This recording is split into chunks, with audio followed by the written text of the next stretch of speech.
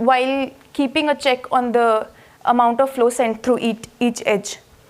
So here by flow, I just mean a directed path from a source to a sink, to the corresponding sink. So we say the multi-commodity flow rate is R if the amount of flow sent between each sourcing pair is at least R, and the total flow through an edge is upper bounded by its capacity. So the optimal R is the multi-commodity flow rate, and for the rest of the talk we will denote this rate by MCF of G.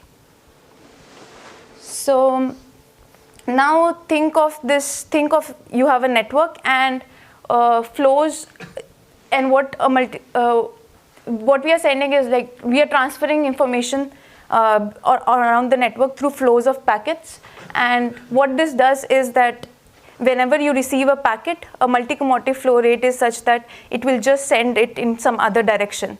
So what it doesn't do is like it doesn't do re-encodings on the intermediate nodes.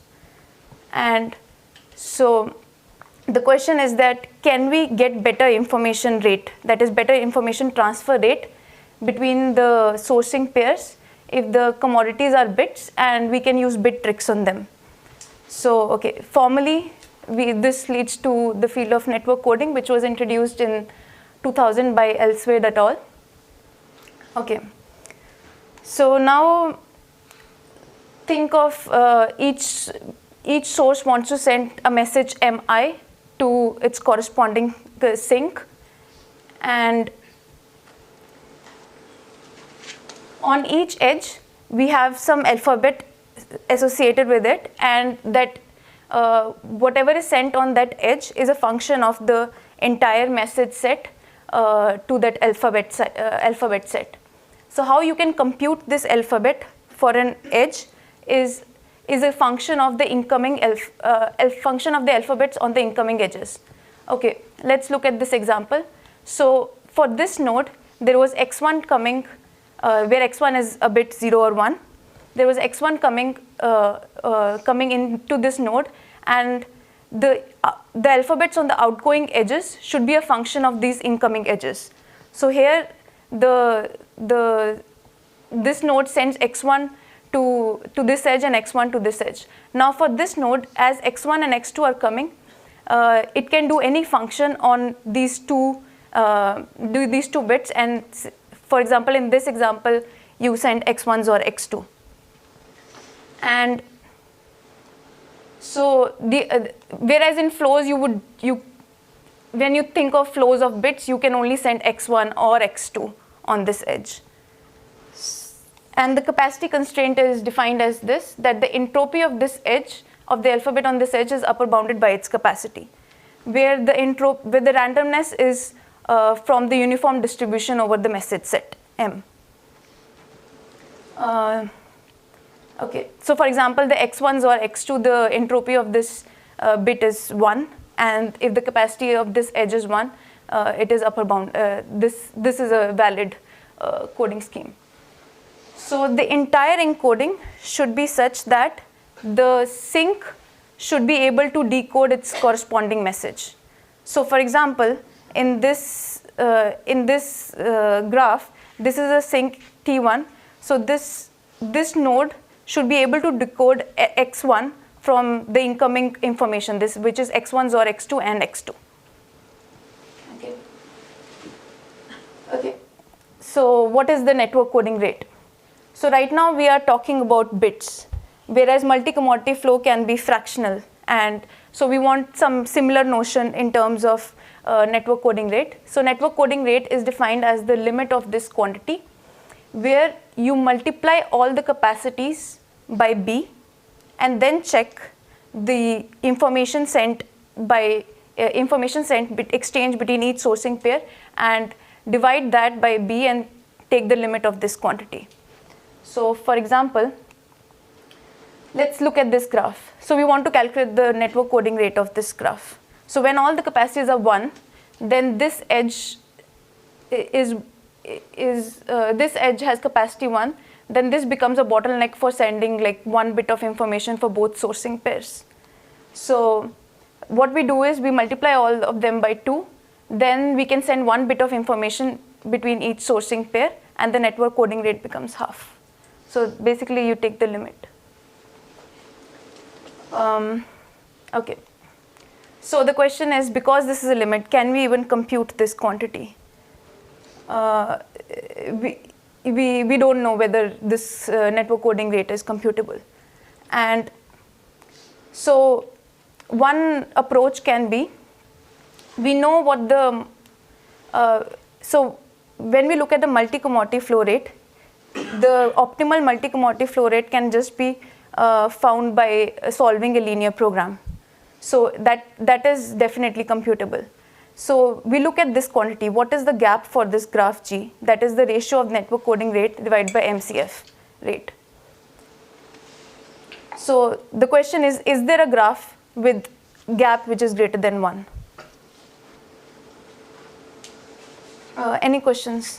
No. So you said multi-commodity flow is computable. Just wanted to stress that your focus is on computability, not polynomials and computability, right? Yeah. Okay. Yeah.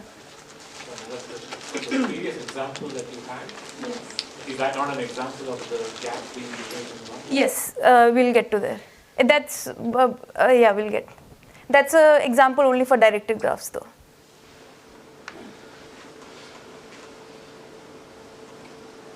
Yeah, so the gap is greater than 1 for directed graphs. So the example is this butterfly network. So there's a source here, and it wants to send information to this sink. So there is only one path that goes, the one path from this source to this sink. And similarly, the same thing is true for this sourcing pair also. So if before that, all the edges have capacities 1. So this edge becomes a bottleneck for sending simultaneous flows for both sourcing pairs. So the multi-commodity flow rate is half in this setting.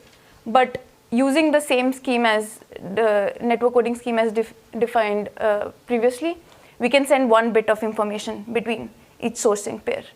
So basically you send x1 or x2 here, and using x1 or x2 and x1, T2 can decode x2. Okay. So also this gap can be amplified as order size of G by basically using this example and tensoring it repeatedly. Okay. So the question is, what about undirected graphs?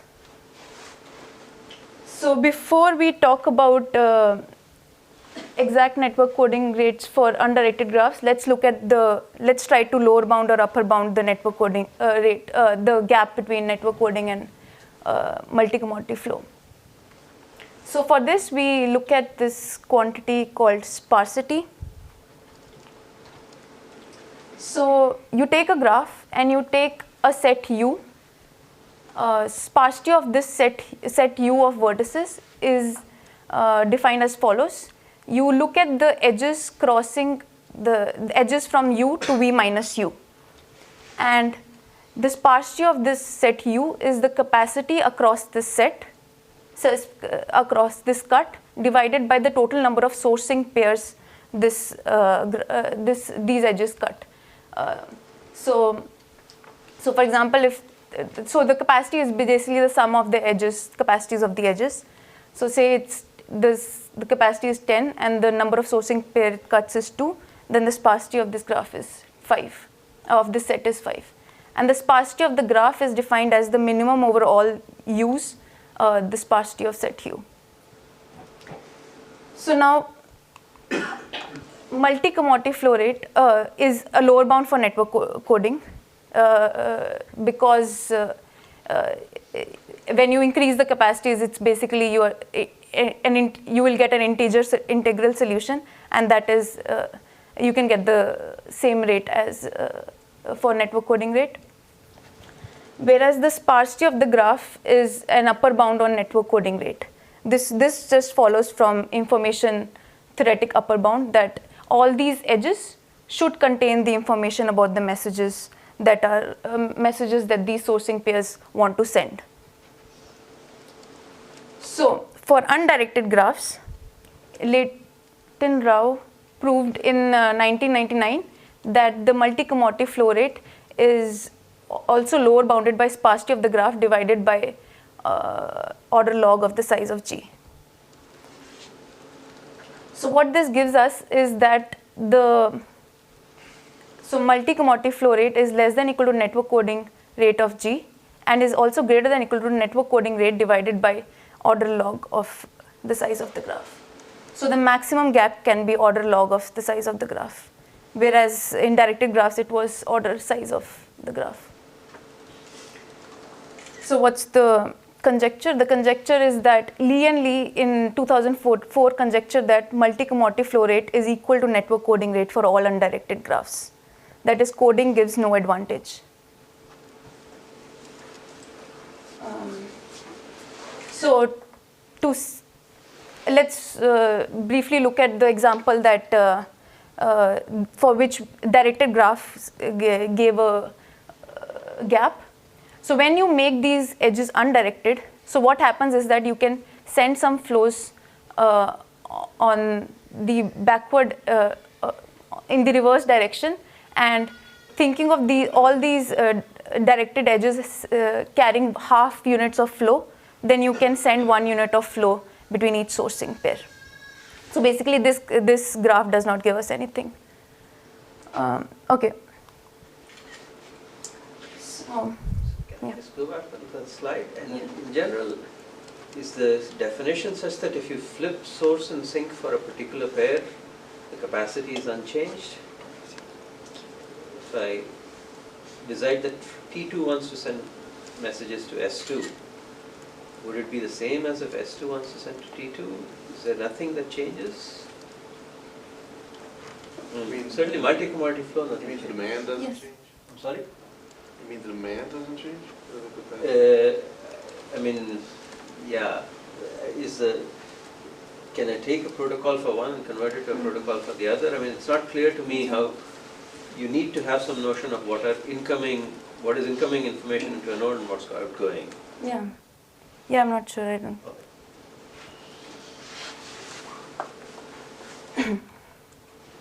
Okay, so there are a lot of papers that produce techniques for lower bounding and upper bounding these network coding rates.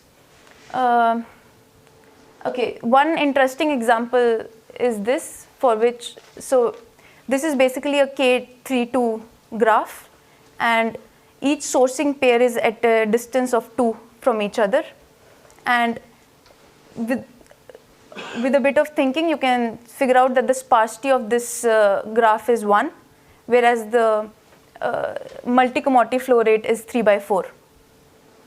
And so this was an interesting small example for which there was they knew that there's a gap between sparsity and multi-commodity flow rate and wanted to see what is the network coding rate for this. So finally, I think in this paper, they proved that the network coding rate is also upper bounded by 3/4 using some entropy calculus on this for this graph. Okay. So our result, we don't prove or disprove the conjecture, but we say that either the conjecture is true or it is nearly completely false. What I mean by this is that, so our main theorem states that given a graph G that achieves a gap of 1 plus epsilon between the multi-commodity flow rate and network coding rate, we can construct an infinite family of graphs G tilde that achieve a gap of order log size of G tilde to the C for some constant C that depends on the original graph G. Okay. So, okay. So the main idea is to amplify the gap, and for that we construct a graph tensor that we use a graph tensor as a building block that allows us to do the following: that given two graphs G1 and G2 with gaps 1 plus epsilon 1 and 1 plus epsilon 2 respectively, we construct a new graph G with gap as the product of the previous gaps while keeping a check on the size of the graph. And we apply this construction repeatedly on the starting graph with the gap to get a result. So let's dive into the graph tensor construction. So these are these two graphs, G2 and G1, that have gap. Okay, these graphs don't have gap, but let's say, just to illustrate the construction, G1 has an 1 plus epsilon 1 gap, and G2 has a 1 plus epsilon 2 gap. So we replace each edge of G1 by a sourcing pair of G2. What I mean by this is that we connect a source to one side of the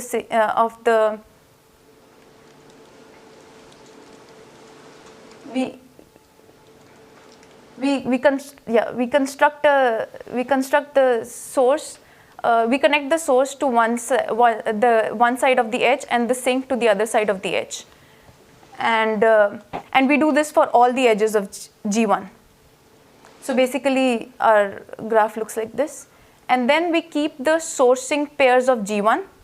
So these are not the sourcing pairs in our final graph tensor G, and the edges of G2. By that, what I mean is that it's basically like this point is joined with this point, and this point is joined with this point, and so on. Okay. So why are we doing this? Sorry. Can you go back? Yeah. So when you replaced an edge by a copy of G2, for that edge, which sourcing did you pick? Yeah. So we actually we look at the network coding solution for this graph, and we replace in the network coding solution, you will be using that edge in some direction, and then we replace the start of the direction with the source and the sink end of the. You need to look at the solution as well. Yeah, you need to. Yeah. The solution could involve like multiple source sync pairs, or to XOR a bunch of stuff. How do you pick which one? Which source sync pair to use? Yeah, we'll. It could be used for many different sources. Yeah, so we will get there. So it's like, so for this copy of G1, we replace the same sourcing pair for each, but then we have to do something more. Okay.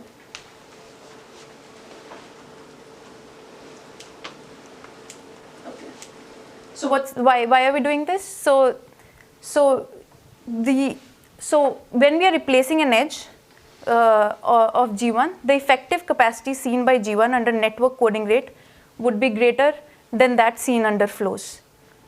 So basically, the effective you have G2 under network coding rate. You can send some amount of information between sourcing pairs, and that is greater under network coding. So basically, the effective capacity seen by G1 for this tensored product is more. So as information transfer grows linearly with capacity, the gaps should multiply. But there is a gap for G2 only when all sourcing pairs send the flow simultaneously.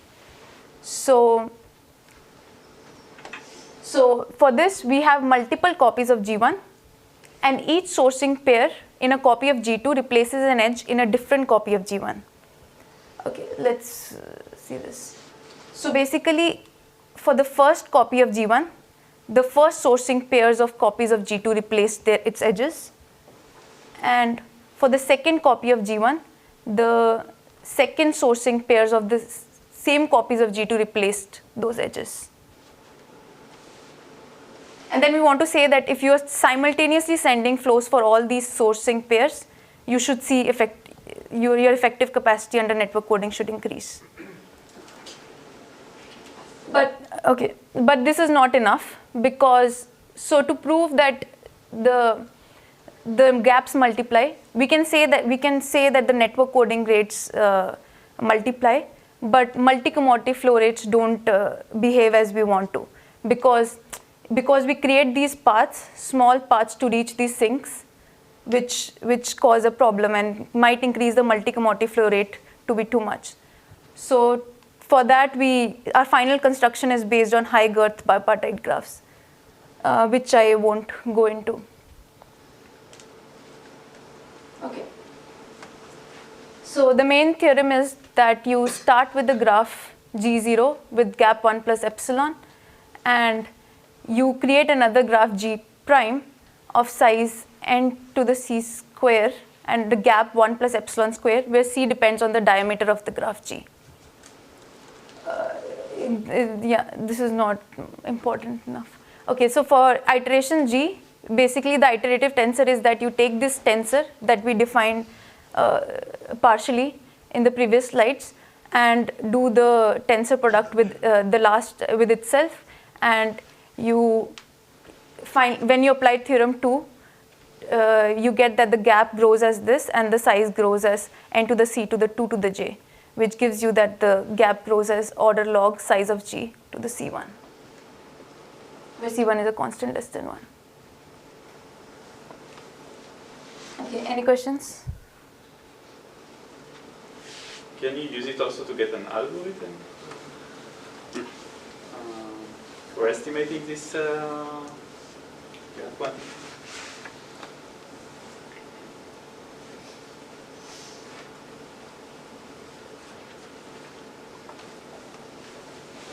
You want to take a tensor with some fixed gadget and hope that the gap amplifies? Yeah, I want to get like a weak approximation to the tensor thing and then get some strong approximation. Yeah, I mean, it's might be a computable approximation, not necessarily polynomial type computable. Maybe. It might make sense in directed graphs, so maybe you can talk about this after. Okay. So what are the open problems? We still don't know if the Lee and Lee conjecture is true. So is it true for, maybe a simpler question can be, is it true for linear codes? Where linear codes is that all the re-encodings at a node is a linear function of whatever is incoming on the edges. And related to directed graphs, like computing the optimal network coding rate for even for acyclic directed graphs is, we don't know how to compute this network coding rate. Even if can you even go to epsilon close to this optimal network coding rate? So this question of computing the network coding rate is also related to this question of entropic region, which I would like. This is also an open problem, and it's a nice open problem. So forget about everything about network coding now. So now you have a joint distribution on n variables.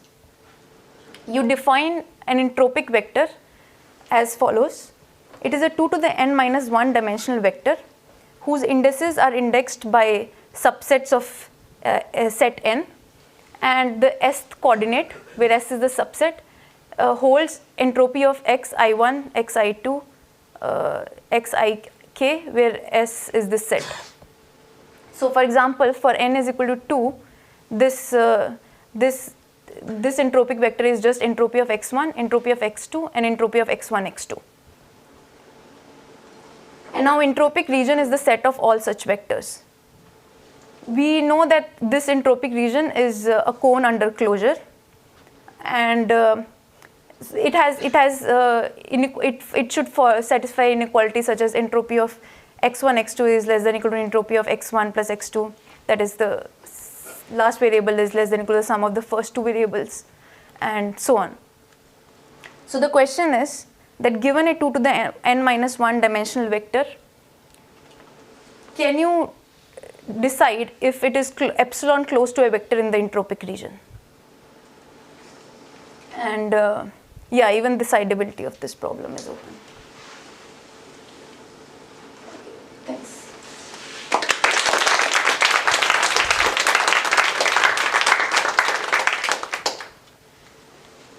So can you just go back one slide there?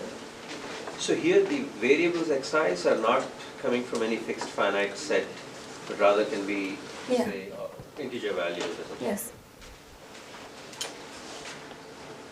So can you explain what's the relation between this question and the hypothetical question? So yeah, it's this paper. I don't remember completely, but I think they are equivalent. that if you solve this, you can compute the network coding rate with close to epsilon. In the undirected case. And the other case.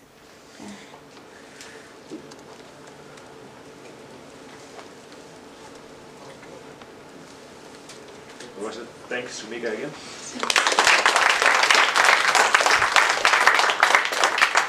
I think just for everyone